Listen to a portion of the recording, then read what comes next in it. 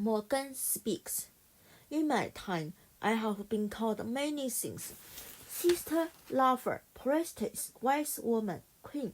Now in truth, I have come to be wise woman. And a time may come when these things may need to be known. But in sober truth, I think it is Christians who will tell the last tale, forever the word of faith drifts further from the word in which the Christ holds sway. I have no quarrel with the Christ, only with his priests and priests, who call the great goddess a demon and deny that she ever held power in this world. At the best, they say that her power was of Satan, or else they clothe her in the blue robe of the Lady of Nazareth, who indeed had a power in her way to and say that she was ever virgin. But what can a virgin know of the sorrows and all trivial of mankind? And now, when the world has changed, and other, my brother, my lover, King who was and the King who shall be, lies dead, the common folk sits sleeping in the holy ale of Avalonof. The tale should be told as it was before the priests of the white Christ came to conflict up all with their sons and legions. For as I say, the world itself has changed. There was a time when a traveler, if he had the will and knew only a few of the secrets, could send his barge out into the summer sea and arrive not as the Glastonbury of the monks, but as the holy ale of Avalonof. For at that the gates between the world drifted within the mist and were open one to another as the traveller thought and willed. For this is the great secret which was known to all educated men in a city, that by what men think we create the world around us daily new.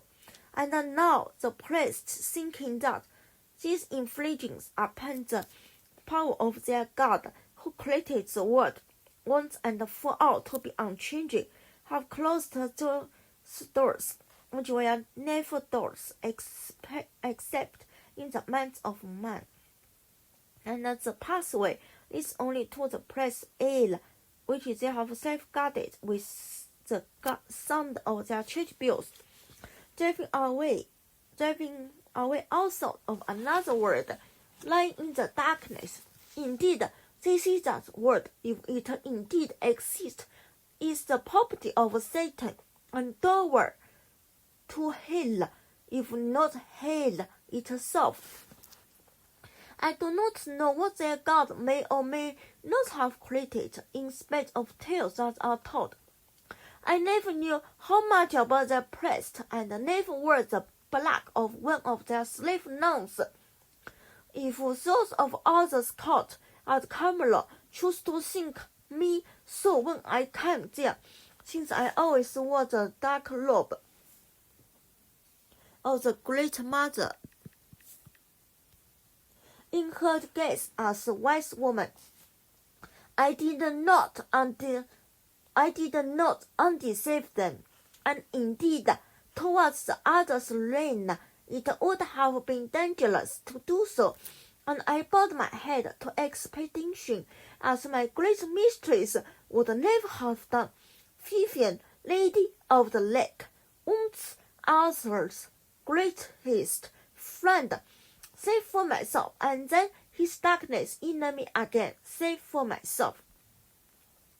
But the strife is over. I could greet Arthur at last, when he lay dying, but as my enemy and the enemy of my goddess, but only as my brother, and as a dying man in need of the mother's aid, where all men come as last.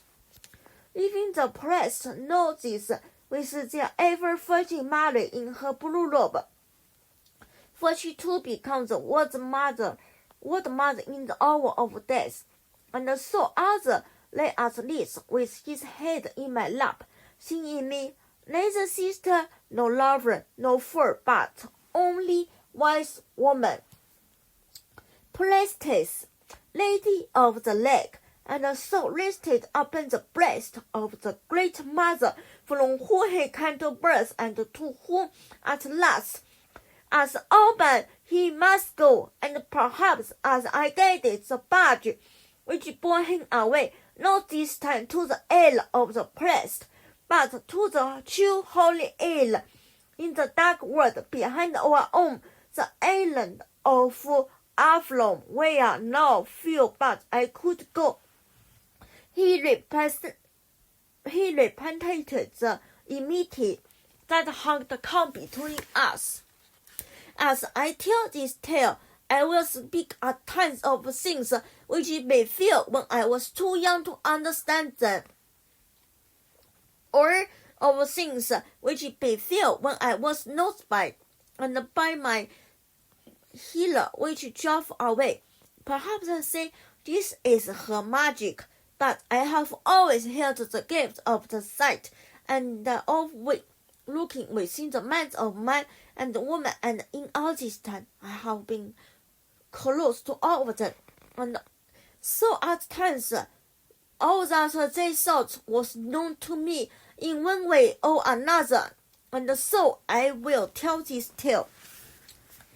For one day the priest too will tell it, as it was known to them. Perhaps between the two some gambling of the truth may be seen. For this is the thing, the priests do not know with their one God and one truth, that there's no such thing as a true tale. Truth has many faces, and the truth is like to the old road to Avalonof. It depends on your own will and your own thoughts, whether the Lord will take you, and whether at the end you arrive in the holy isle of eternity, or among the priests with their bells and their death and their Satan and hell and damnation.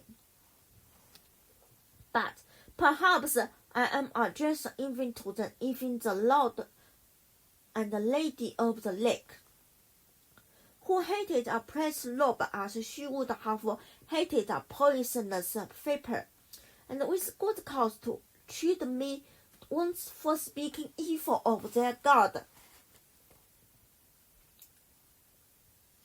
For all the gods are one God, she said to me then, as she had said many times before, and as I have said to my own novices many times, and as every priestess who come after me will say again, and all the goddesses are one goddess, and there's only one initiator, and to every man his own truth and the God within. And so perhaps the truth wins somewhere between the Lord to Glastonbury, island of the priests, and the Lord to Avalonof, lasts forever in the midst of the summer sea. But this is my truth. I Morgan tell you these things. Morgan, who was in the later days called Morgan Le Fay.